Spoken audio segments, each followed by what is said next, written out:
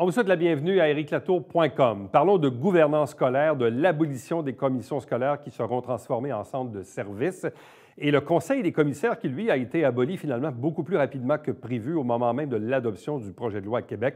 Entrevue avec la dernière présidente de la Commission scolaire des Hautes-Rivières, André Bouchard.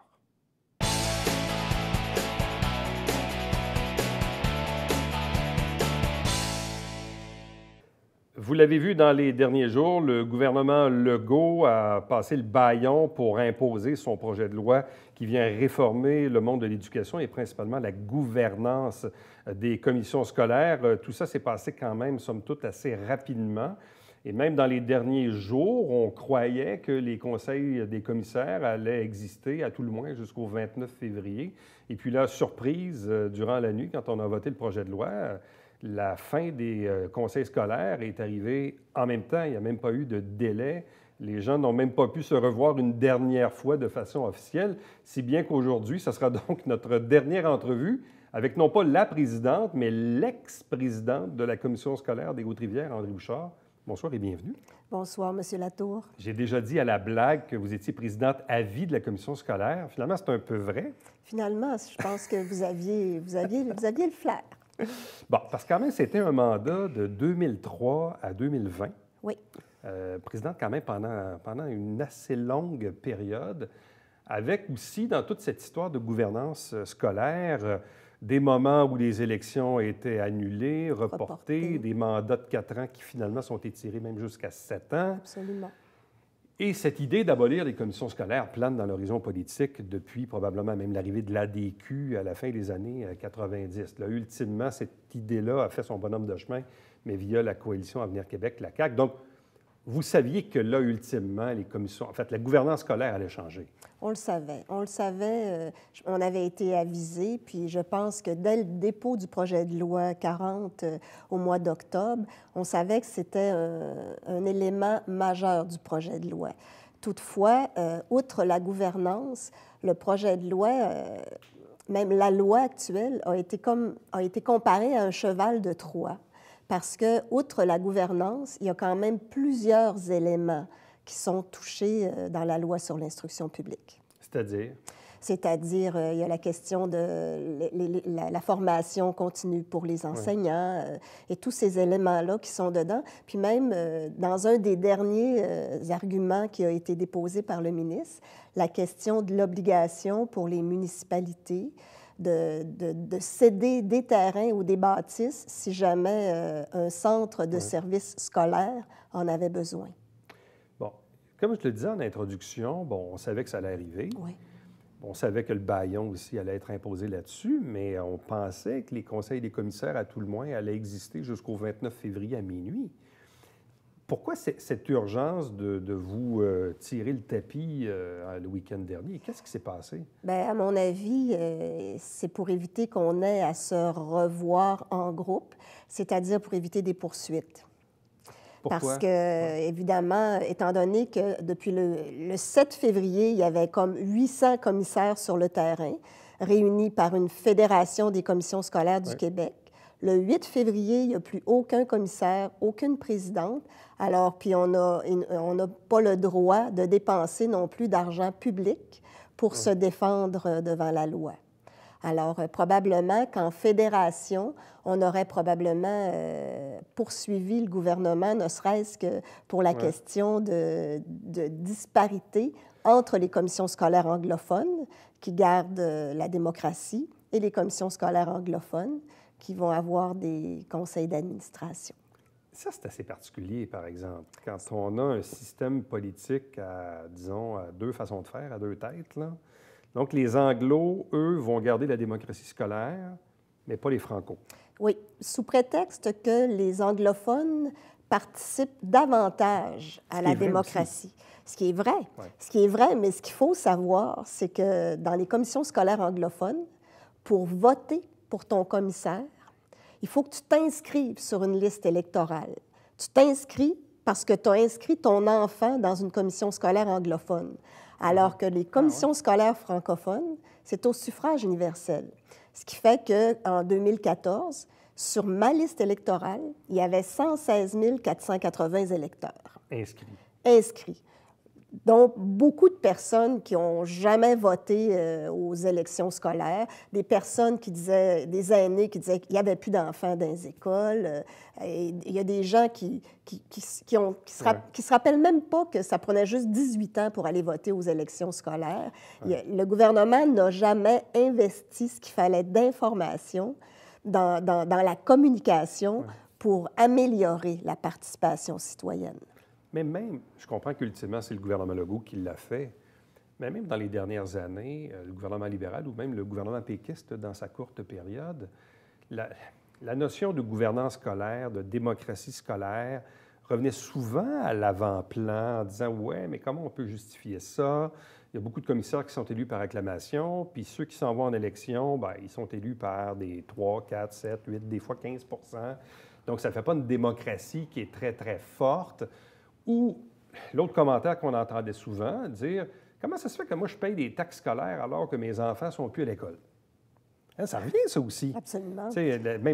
Mon propre fils m'a posé la question, il dit « Papa, j'ai ma maison, pourquoi je paye des taxes scolaires? Je n'ai pas d'enfants encore. » Ah! Non, mais c'est ça. Mais moi, j'ai une bonne réponse pour non, je ça. sais, mais il y a beaucoup d'incompréhension sur la taxation scolaire, sur le fait d'avoir ou de ne pas avoir des enfants, d'avoir des commissaires élus, mais élus par pas grand monde parce que le monde ne participe pas trop à ces élections-là.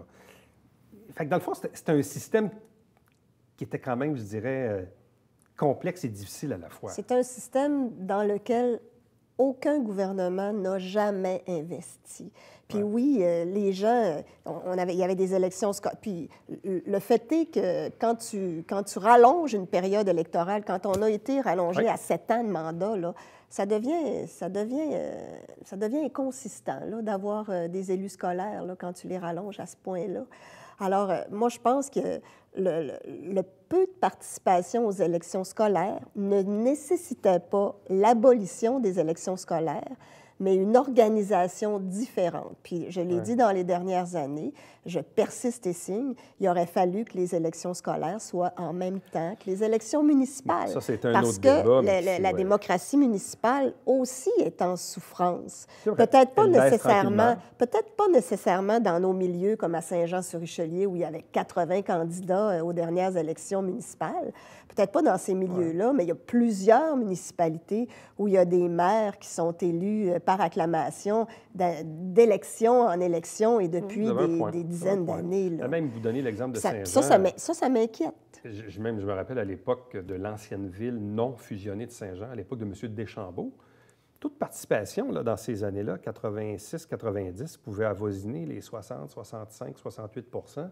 Et là, ça a baissé, ça a baissé, ça a baissé. Même à Saint-Jean, la dernière élection, c'était quoi? 40 40 là. Et pourtant, il y avait des élections à tous les postes, là, à la mairie et dans les districts. Puis il y en avait du monde. Pour une ville comme Saint-Jean, une ville de 100 000 habitants ou presque, là. Donc, effectivement, même dans les élections municipales, il y a une tendance à la baisse, même dans des villes comme Montréal, des taux de participation, même sous la barre des 40 %. Oui. Alors, je pense qu'il y a quelque chose à faire pour s'occuper de sa démocratie.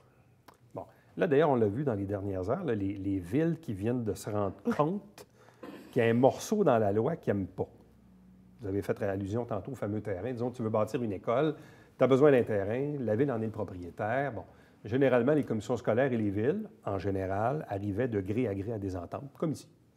Mais il y a peut-être d'autres villes au Québec où les relations étaient moins faciles, puis le gouvernement a décidé de l'imposer dans la loi. C'est ce que j'ai compris dans le dépôt de cet élément-là, parce que nous, Commission scolaire des Hautes-Rivières, on n'a jamais eu ces problématiques-là. Il y a même, sur le territoire de Saint-Césaire, la municipalité a fait ils ont envoyé des citoyens. Là. De l'expropriation. De l'expropriation, excusez-moi, les mots me manquent. Alors, ils ont même procédé à de l'expropriation de plusieurs bâtiments. La ville de Saint-Jean-sur-Richelieu nous a concédé des terrains. Mais apparemment, j'imagine que sur d'autres territoires, ça doit être problématique puisque le gouvernement l'a inscrit dans la loi. Puis s'il l'a inscrit dans la loi, c'est là qu'est le risque. Quand tu ne veux pas te servir de ça, tu ne l'écris pas, là. Alors, j'imagine qu'il doit y avoir des endroits où il va avoir à s'en servir. Bon. Donc là, depuis, dans le fond, le week-end dernier, il n'y a plus de commissaire, il n'y a plus de présidente de commission scolaire, ça n'existe plus. Non, c'est la directrice générale, Mme Dominique Lachapelle, qui exerce tous les rôles qui étaient dévolus au Conseil des commissaires. Sur une période temporaire? Jusqu'au mois de juin, parce que, évidemment, d'ici le 15 juin, il va y avoir probablement un appel de parents, un appel de gens de la communauté, un appel de personnel aussi, parce que le conseil d'administration doit être composé de 15 personnes. C'est pour le 15, je pense que c'est pour le 15 juin 2020. 5 parents, 5 membres du personnel et 5 membres de la communauté, soit en loisirs, en culture, en sport, en organismes communautaires. Et comment ces gens-là seront-ils nommés et par qui? Bien, ils vont être élus. Les parents vont être élus par le comité de parents.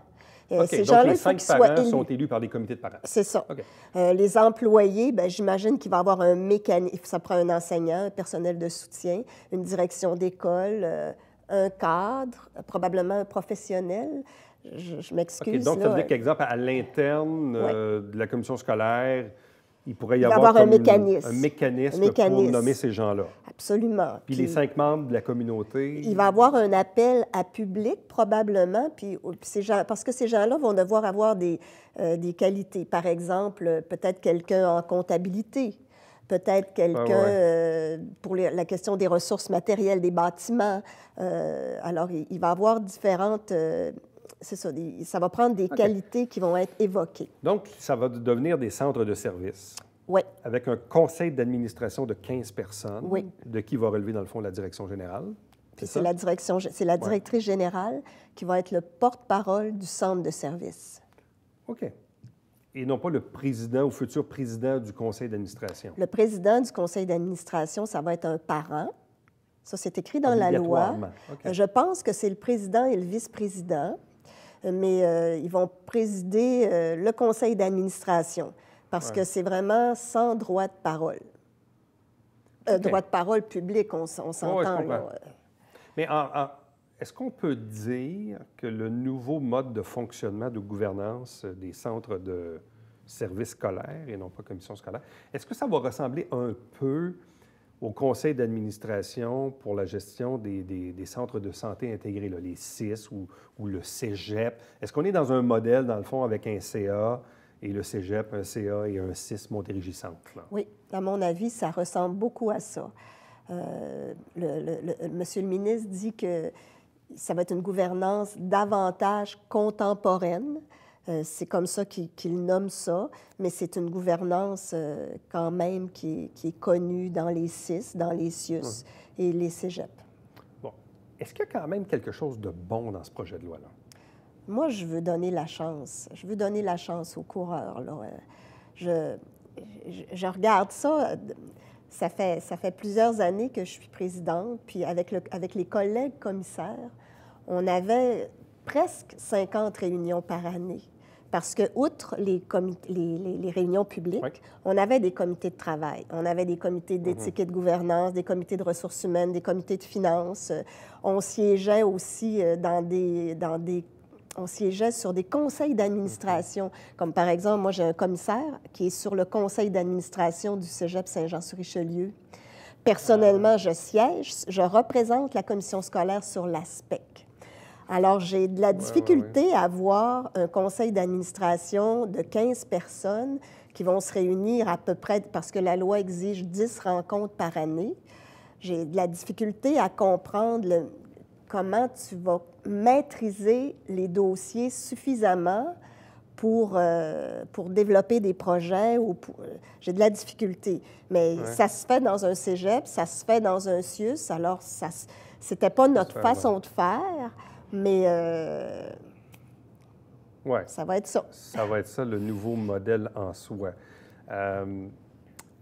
Avez-vous eu l'occasion de parler à vos collègues commissaires depuis les derniers jours? Parce que là, dans le fond, vous pouvez bien vous rencontrer pour le plaisir en quelque part dans un resto, mais je veux dire, il n'y aura plus de réunion officielle comme il y en a eu. Là. Il n'y aura pas de dernière réunion ou de réunion d'adieu. Il n'y aura pas ça. Bien, c'est-à-dire qu'on avait un comité de travail, justement, qui était prévu ce soir, puis on a transformé le comité de travail en rencontre d'information.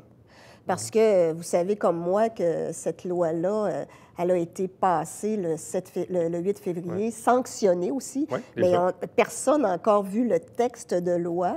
Alors, je pense qu'on a besoin d'échanger aussi à ce sujet-là. Puis, c'est écrit dans la loi que on n'est plus des commissaires, mais on va agir à titre de comité conseil auprès de la direction générale. Ça veut dire quoi, ça? Je le sais pas. Je le sais pas, puis je le sais pas. Ça voudrait dire, par exemple, Mme Lachapelle pourrait dire on réunit les anciens commissaires quelques fois d'ici le mois de juin pour conseil? Elle pourrait dire ça, là. Parce que vous êtes encore payé jusqu'au mois de juin. Jusqu'au 30 juin, on a la rémunération. Bon. Moi, j'ai l'impression que c'est pour justifier la rémunération jusqu'au mois de juin, mais c'est ma croyance, là, à ce moment-ci. Parce que je vous dirais comme ça, là, que j'aurais pas le goût d'aller faire la plante verte auprès de la direction générale. Bon, quand vous regardez de 2003 à aujourd'hui, quel est le bilan que vous tracez de ces années-là, de votre gouvernance et de celle de vos collègues commissaires à la direction donc, de la Commission scolaire des Hautes-Rivières? Les résultats se sont améliorés. Dans les dernières années, on a fait le plan d'engagement vers la réussite, sur lequel on a établi des belles valeurs de travail. Je pense qu'on travaille aussi à ce que les employés soient dans de bonnes conditions de travail. On est passé à travers des années difficiles, des années de compression, près de 20 millions de dollars qui ont été compressés à la Commission scolaire des Hautes-Rivières. On est passé à travers de ça sans jamais licencier un membre du personnel. Alors, moi, je suis très fière de ce que mes collègues et moi, on a fait. Puis, ce que j'espère aussi, c'est que la population va continuer de s'intéresser à l'éducation. Parce que je suis plus présidente, mais c'est quand même toujours dans ma croyance que l'éducation, c'est la base d'une société. C'est la base d'une communauté. Souvent, on a parlé dans les dernières années, entre autres, du taux de diplomation, puis pas juste ici, là, partout au Québec. Le taux de diplomation qui était difficile, surtout celui pour les garçons. Est-ce que vous pensez que ici ou ailleurs, est-ce qu'on a fait du chemin là-dessus? Est-ce qu'on s'est amélioré au fil du temps? On s'est amélioré. Lors de notre dernier rapport annuel, quand on a déposé les chiffres du ministère, oui, on s'est même amélioré pour la réussite des garçons. Alors, on lit mieux, on lit plus dans les écoles, on s'intéresse plus à ce que les garçons veulent. Il y a plus de sport aussi, évidemment, ce que le gouvernement a donné dans les dernières années, plus de parascolaires, plus de sport. Je pense que ça a fait une différence aussi. Au niveau de la gestion des infrastructures, parce que le Conseil des commissaires, il gérait ça aussi. Dans le fond, on gère des bâtisses, une 50aine d'écoles. Oui. Et là, évidemment, parfois, il faut rénover, il faut agrandir, hein, comme le cas de Saint-Eugène. Bref, quand vous regardez encore une fois toutes ces années à la présidence de la commission scolaire, c'est quoi les éléments, les faits saillants, disons, des 20 dernières années ou presque, là, sur la gestion de la démographie, de l'augmentation de la clientèle, bref, les écoles, comment vous regardez ça? Bien, je regarde ça avec beaucoup d'intérêt, puis je suis quand même heureuse du chemin qu'on a fait, parce qu'évidemment, dans les années de compression, on ménageait ces bâtiments. Pour garder les gens en emploi, je pense qu'on a eu un recul sur nos bâtiments, mais on est en train de se rattraper. Puis là, avec le gouvernement de la CAQ qui annonce qu'il veut avoir des belles écoles, des écoles d'avenir, des milieux de vie, des écoles en communauté, j'ai quand même confiance qu'on va être qu'on va être capable de... On a besoin d'écoles secondaires, on aura besoin d'écoles primaires. Alors, j'espère que le gouvernement de la CAQ sera au rendez-vous. J'avais dit il y a quelques mois à la tribune que j'aurais beaucoup aimé ça, laisser un centre intégré, formation professionnelle, éducation des adultes et tout ça. Là, on a un terrain, la demande est déposée, on aura fait nos devoirs. Alors, j'espère que le Centre de services scolaires des Hautes-Rivières aura des bonnes nouvelles dans les semaines qui viennent. OK. Et j'en prendrai un petit peu. Un petit morceau de crédit là-dedans, parce que ça fait quand même un longtemps. petit morceau. Là, on a une école professionnelle des métiers qui est scindée en deux, Oui. donc l'édifice Frontenac, hein, c'est ça? On Oui. l'appelle comme ça. Dans le fond, à côté de l'aréna municipale, puis l'autre partie qui est dans le fond Normandie, mais qui est dans le bâtiment de la polyvalente Armaresco. Fait que, bref, on a de la formation professionnelle un peu scindée en deux. Là. Oui. Ce qui complique la gestion aussi. Tu as une direction qui a deux bâtiments. Oui, puis à la limite, on a des métiers plus traditionnellement masculins sur la rue Laurier, des métiers plus traditionnellement féminins. Ça devrait être tout ensemble, ça. Puis l'éducation des adultes aussi. Ça, je persiste et signe. Bon. Là, maintenant, comment voyez-vous votre propre avenir personnel? C'est-à-dire que là, on comprend que votre mandat à la commission scolaire, bien, c'est chose du passé, c'est terminé. Certains m'avaient déjà dit dans les dernières semaines, peut-être qu'on va la revoir au municipal. Ou bref, vous êtes encore impliqué dans le comité de la culture. Bref, avez-vous encore ce goût du devoir public, de rester impliqué, investi dans des causes, dans des événements, dans des comités ou politiquement? Je ne sais pas comment vous voyez ça. C'est une question que je ne me pose pas encore parce que j'ai besoin de repos. Je pense que ce qui vient d'arriver avec le ministre de l'Éducation, le bâillon, le rejet des commissaires et de toute l'implication qu'on a eue, ça m'a profondément ébranlée. Mais oui, je demeure intéressée à la vie en communauté. Oui, je suis présidente du comité culturel. Je ne sais même pas si je pourrais le rester parce que j'y représente la commission scolaire des Hautes-Rivières. Alors, j'ai comme beaucoup d'implications. Je suis à Culture Montérégie aussi. Je représente les commissions scolaires de la Montérégie. Alors, j'ai comme plusieurs deuils à faire avant de voir si j'ai un avenir quelconque dans le Haut-Richelieu. Bon, parlant de deuil, évidemment, je ne peux pas passer sous silence le décès de votre mari il y a quelques semaines à peine. 2 deuils en 7 jours. Oui, c'est assez rapide. Nos sincères condoléances. Merci André beaucoup. Bouchard. On savait évidemment que votre mari était malade depuis quelque temps, avec les hauts et les bas qu'un cancer peut amener. Malheureusement, ça s'est terminé pour lui. Et c'est quand même, son décès remonte à quoi? 31 janvier. 31 janvier. Et quelqu'un me l'a dit même il y a quelques jours, pour André Bouchard, c'est quand même 2 deuils consécutifs parce que vous étiez beaucoup attaché à cette commission scolaire. Ouais. Puis évidemment, bien, ça, c'est votre vie personnelle avec vos enfants et votre mari. C'est un dur moment à passer. Oui, c'est pour ça que je vous dis qu'il faut que je me pose, que je me dépose.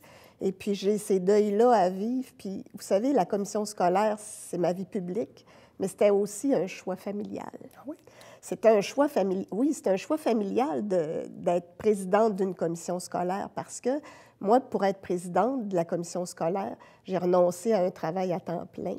Alors, j'ai travaillé toujours à temps partiel. C'est un choix familial aussi, où est-ce que les dernières années, où est-ce que j'étais pas nécessairement, même si c'est des enfants qui étaient plus vieux, ça date de l'adolescence. Alors, c'est mon mari qui était à la maison avec les enfants, puis qui permettait que j'aie cette implication-là. Puis lui, bien, quand les enfants ont pu être là, bien, il s'est impliqué à sa façon en faisant du bénévolat dans bien des organismes. Alors, c'est ça, j'ai des deuils à faire, puis après, bien, je verrai. Là, vous avez des grandes filles aussi? Oui, j'ai des grandes filles, puis je suis même grand-mère. Bon. Fait que la vie continue. Absolument. Et je serai très impliquée dans l'éducation de mes petits-enfants. Ça va être important pour vous? Ouais. Ça va être important pour moi. Oui. Bon. Donc là, vous vivez bien avec tout ça? Ça va? Oui. J'aimerais mieux que vous insistiez pas. Oui, hein, c'est ça. On sent que ça reste quelque fragile. chose, c'est fragile. C'est fragile. Parce que quand même, c'est dans les dernières années aussi, vous avez fait un peu... on porte beaucoup de chapeaux à un certain moment. Hein, on porte beaucoup de chapeaux, puis on essaie que, justement, notre vie privée demeure privée. Puis avec toute la douleur que ça peut avoir, on essaie de ne pas la transporter dans le public. Alors ça aussi, ça demande des efforts. André Bouchard, merci beaucoup pour toutes ces belles années de collaboration. Vous étiez toujours grandement disponible pour venir nous parler d'éducation et de ses enjeux à la Commission scolaire des Hautes-Rivières et d'autres projets, des fois, que vous portiez également. Donc, encore une fois, sincères condoléances. Merci pour ces belles années. J'ai comme l'impression que vous êtes encore très, très jeune et que vous avez beaucoup de projets. Là, on va vous laisser vous reposer un peu, mais vous allez probablement rebondir. Hein? Je vous remercie beaucoup, M. Latour. Vous avez toujours été très respectueux, très à l'écoute. Et c'est un plaisir de venir ici. Ça fait plaisir. Restez avec nous. Au retour, on vous présente le Babillard quotidien.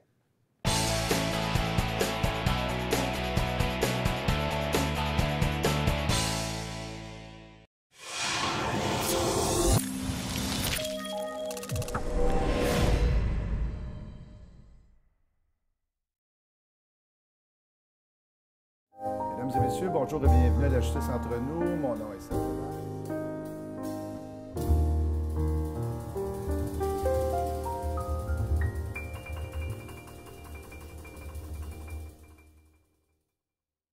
Hey François, en fin de semaine, il y a du drag de motoneige à l'Acadie? Oui, c'est Marc-André Fortin qui vient nous en parler, le promoteur. Et en deuxième partie, on parle du Napierville Drago et de record de course avec Carl Brunet. Ça sent l'essence ici, les gars aiment ça. Ouais. Ne manquez pas ça.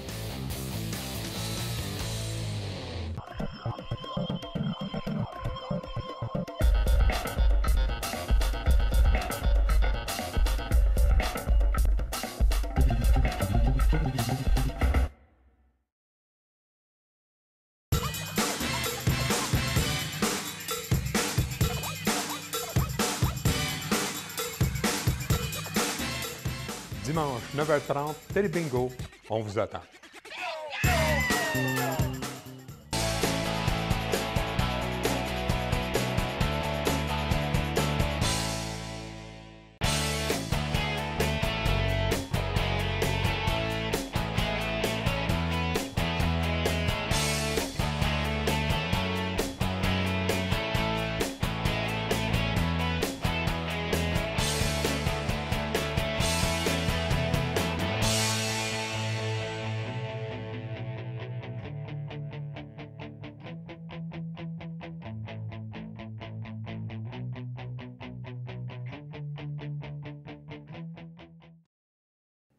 Activité créative le 16 février au domaine Trinity à Iberville. Donc, si ça vous intéresse, vous avez les informations à l'écran.